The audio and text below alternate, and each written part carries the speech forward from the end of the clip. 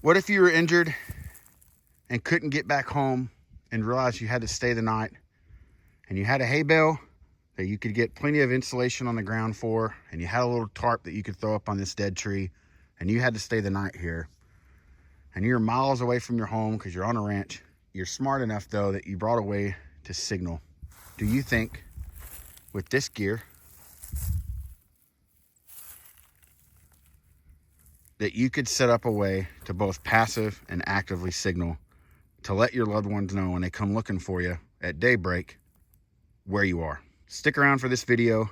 I'm going to show you how to do some signaling with both this gear and then also a really stripped down method of just using a machete and letting people know the trail that you either got lost on or a way to bring you right to your camp. Hey, how's it going, everybody? Thanks for tuning in, watching today's video. I am out here hanging out my buddy's property, and I wanted to go over something that I've never done a video on before, and I know a lot of people have, but it has to do with signaling. So as you can see behind me, it's a pretty big open field.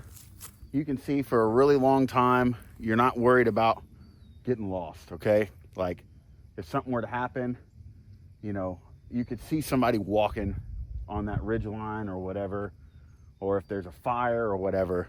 But what if you're somewhere that it's really thick and you've never been there before? And what are a few ways that you could either, one, find your way back to camp if you need to go out and get resources like firewood, or if you're hunting and you're on new property or public land and you're having to go and track that deer a little bit longer than what you thought, and you're getting into some places that you don't remember or you've never been before, and you want to make sure you can find a way back. And then if you're lost and you feel like you need rescue. So really kind of three different ways. One of them is more of a traditional or primitive way called flagging, where you mark a tree and it gives you pretty much a permanent, you know, if you get on a new piece of property that you're hunting, you can kind of create your own little trail now to always know how to get back to your camp. And then the other one is a piece of gear that you have with you that uses contrast and maybe even movement. And then the third one is kind of a mixture of both, because the primitive method is, you know, certain materials have a shine or a sheen to them. And then the modern method is when you look at yourself in the mirror. So let's look at this stuff. I think it's really cool. It's not something that you would hopefully ever have to use or use a lot, but it's a cool thing and a valuable skill to have. So we're going to find a patch of woods here that we can get up into, and I can show you what we're talking about, okay? Still got some ice on the ground. Temps are still cold.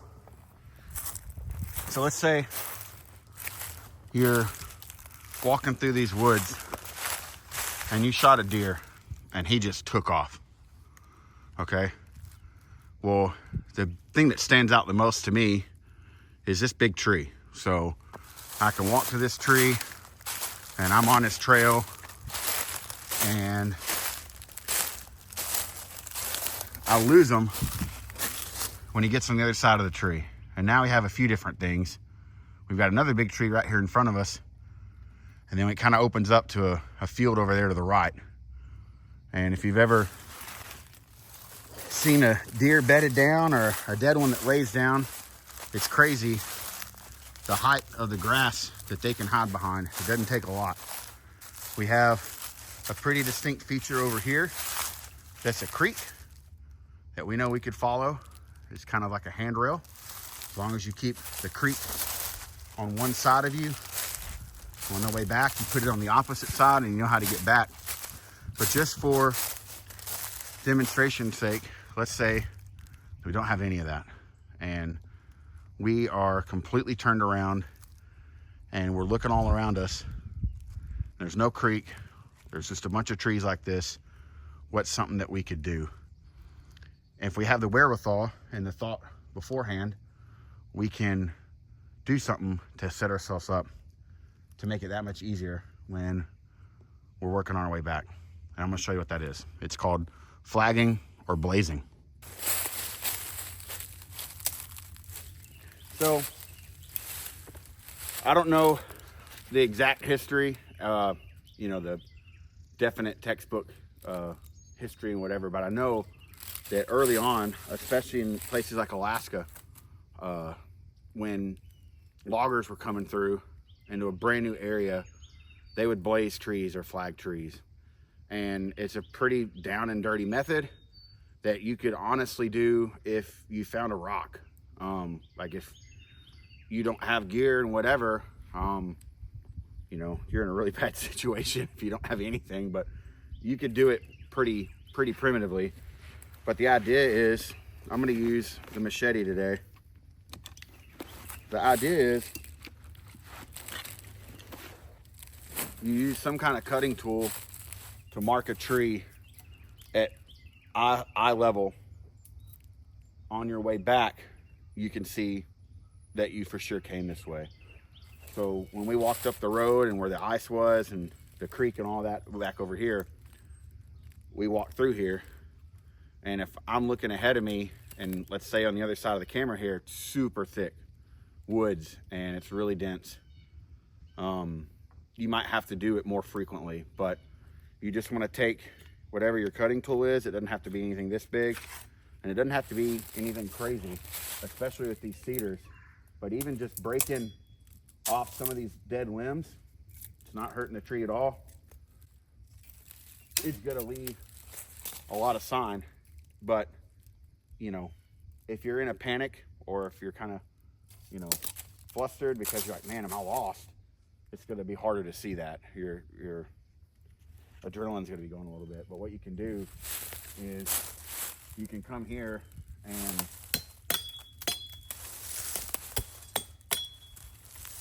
make a section.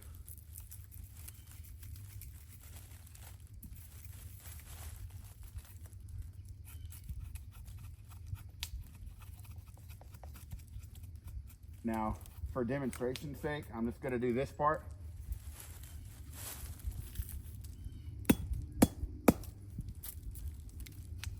And you expose the white, just enough of it.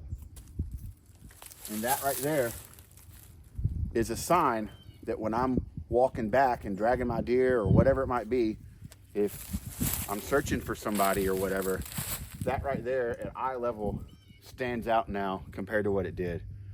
If it's your own personal property or you have permission, which I do, but it's just for a demo. But if it's your own property and you're not wanting orange tape or whatever, which you can carry flagging tape with you, you can make this bigger and deeper, and it'll actually stay there for a really long time. The more layers that you cut through, and this isn't going to kill the tree. It scars it, but it's not going to kill it because I'm not ringing it. If I were to take and cut bark all the way around this and remove a whole section of bark like this, it'd kill that tree. But this is just a section that's clear enough. There's limbs broken here. There's the white meat exposed. And when I'm walking through here, it's pretty evident.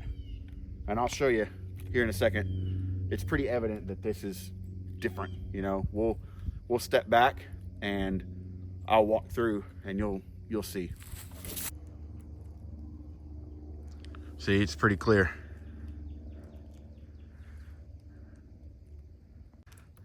Even that from back here, you can still see that shining. And obviously it's new, it's a brand new cut.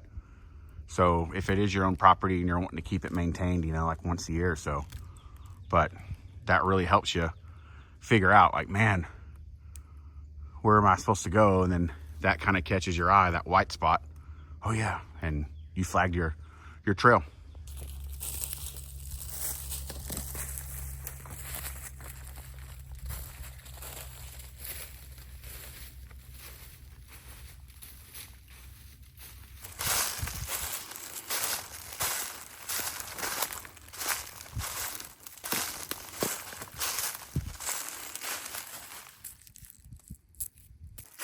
All right, let's say that you have gear with you and you have a dedicated signaling and you have a dedicated signaling kit with you, but let's say that we're out here on a ranch and we're miles and miles from home and we're working on getting this hay prepped, and we injure ourselves on our equipment, and this is going to end up being home for the night.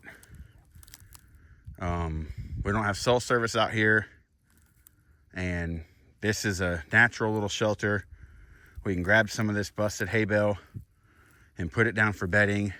We have a tarp and stuff with us, and we know that once night time hits, if we're not back, we told our loved ones back at home when we're going to be back home, and we know that someone's going to look for us. But if we injured ourselves on the equipment, and let's say it's somewhere out there, and this was going to be our best chance to get out of the elements or whatever, how would they know that we're over here? So this is where a way of both passive and active signal can come into play, and I'll show you what I'm talking about. So we're in our area, and we've decided that this little area here is going to be where we got to stay the night. We have plenty of insulation. We have enough of a tarp to cover us up, and we're going to have like a really uncomfortable night camping, but we're alive. We can't help ourselves, so we need someone to help us. So a really good thing to have with you is a way to stand out. A lot of nature has colors in it that I'm big fans of. I love earth tones, but there's a lot of grays too. There's a lot of grays, a lot of neutral stuff, and if it's the winter time, in some places of the country, there's not a lot of contrast with greens, and you know, we have a ton of cedar and stuff here, so the green really stands out. But when you look at this from, you know, far away, how are you going to make yourself stand out? So if you carry a kit with you that helps you actively signal, this happens to be one that I put together. This will really help you. If you have multiple ways that you can kind of point somebody in the direction, it'll really help you. So this is just a sit pad from Tough Possum Gear, and I normally use it to put underneath my butt or put underneath my knees, but he makes these to stand out. So me putting this here on the front of this hay bale is a way of signaling. This is where I'm holed up for the night. This is where you can look for me, and I don't have to be awake for that to happen. And it's as simple as me finding some kind of twig or stick,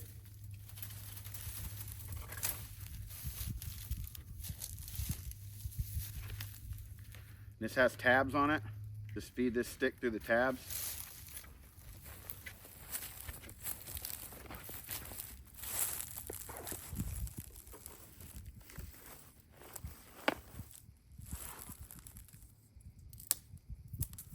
And then I could do all four corners if I really needed to. You know, if it's a storm and stuff, I'll just do these two for now, and then I'll walk you back and show you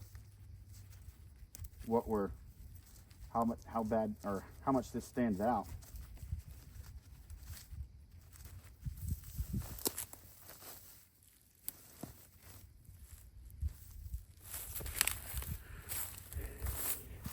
Okay, so I'll move everything else out of the way except for this, and we'll go on a walk back here.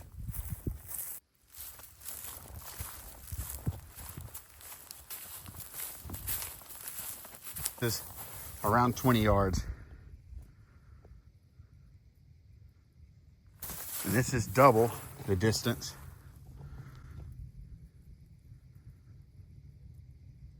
And with your eye, just through the naked eye, I mean, it's crazy bright. Like, it stands out even better. Like me seeing it with my eyes, like maybe the Camera's a little distorted. We're gonna walk pretty far. You get the idea, but I want to try to get about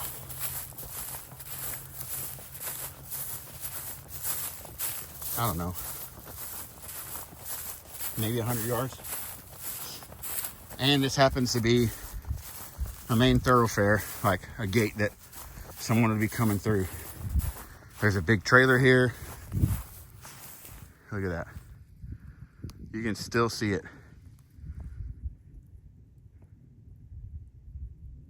Okay. That's just passive.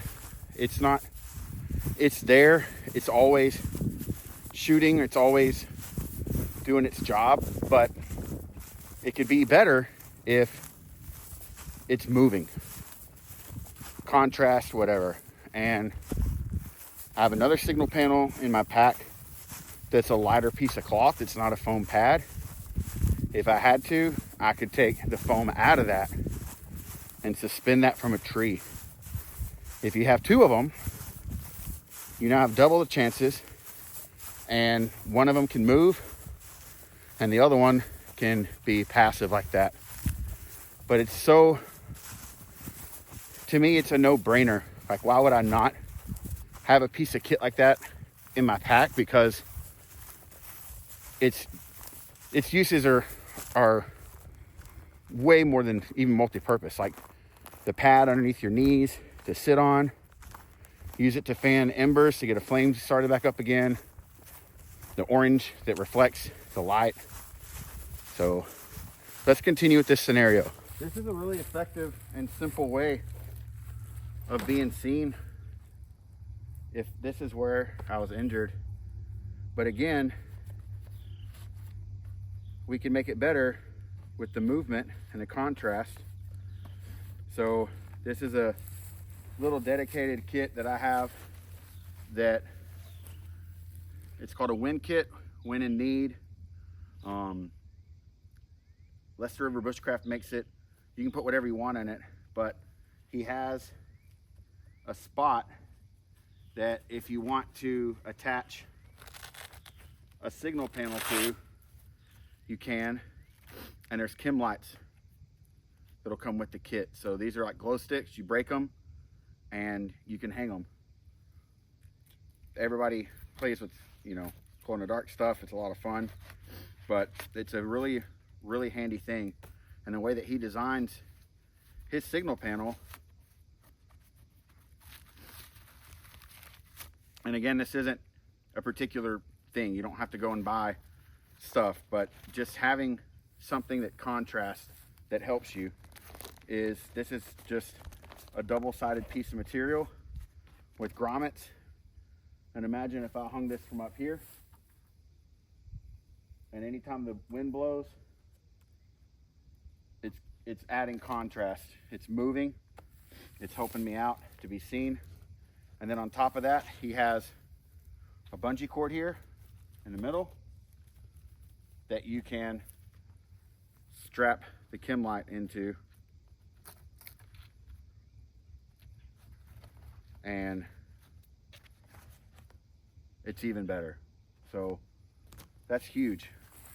That's a really, really big thing that doesn't weigh. I mean, even if I just carried one chem light and rolled this up, it wouldn't take up hardly any room, anything in my kit. But another thing that kind of will tie this together is we showed a more of a down and dirty, primitive kind of method. If you just have a way to cut a tree, you blaze that tree, and hopefully, if you think you're lost, you can blaze that tree, multiple trees, and if a search and rescue team's coming to look for you, they're trained to look for detailed stuff on the ground, broken twigs and whatever, but stuff at eye level, you dragging your feet behind you, leaving telltale signs that I'm headed this way, I need help. But they're also trained, if they're doing overhead reconnaissance and looking for you, for flashing, you know, SOS. So I also carry in this kit a dedicated signal mirror.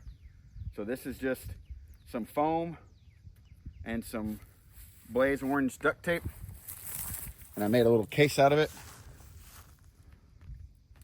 Okay, and I have a huge signal mirror in here. Okay, I'm not sure the brand. I've had this for a really long time, but it's got a dedicated peep sight or aim hole on it, and we'll show you how effective this is. We got a little bit of cloud cover right now, but sun's starting to peek back out. And then if you don't have that, if it's just a plain piece of the mirror, we can also show you how to do that too. So check this out.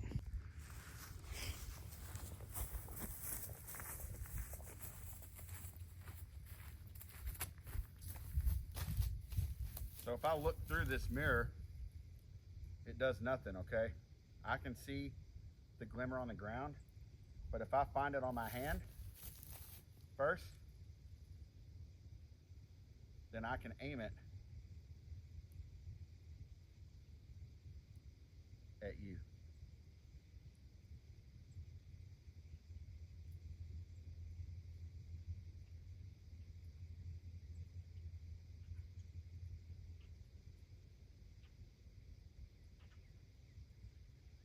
Okay, so let me move you back. But all I'm doing is, I'll try to show you. All I'm doing is taking the mirror and finding that section right there. And then if you don't have this peephole, you can just make a V. And that's kind of like your iron sights that you can aim through, okay? So I'm gonna move you back and show you even better.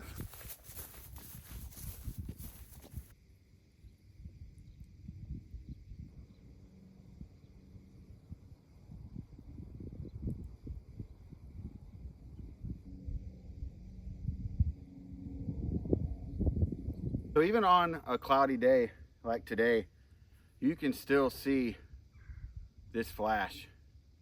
Obviously the closer it is, and like the sun's a lot brighter right now even, but it still adds some kind of contrast. If it's a really sunny day, man, this thing is powerful. You'll see like, it wants to blind you. So these are 3 easy ways that some of it costs you some money, but you don't even have to have any of this stuff. Anything blaze orange, even if you wanted to just get just blaze orange duct tape and an old piece of cloth and just put a blaze orange X on the piece of cloth and roll up the piece of cloth. Buy a little grommet kit and poke a grommet hole in it, and there you go. You can make your own. But signaling's something that I've never had to personally use, and I've been doing this for a long time now, but I would sure hate it if the one time I need it, I don't have it with me, especially some of the stuff that I'm already using anyways, like a kneeling pad underneath my knees or underneath my butt, and something as small and simple as a signal panel that can just roll up for nothing, that it can double as a container if I needed to thread paracord through it and, you know, put firewood on top of it. Or so it's something that's really important, and I think it needs to be talked about more. And it's just a really cool skill to me, and I really enjoy teaching it and sharing it. So I hope you learned something today. I hope you enjoyed today's video. Remember, get outside, enjoy the woods, and bring a way to be seen so that you could be rescued if you ever need it. Thanks for watching. Have a good one.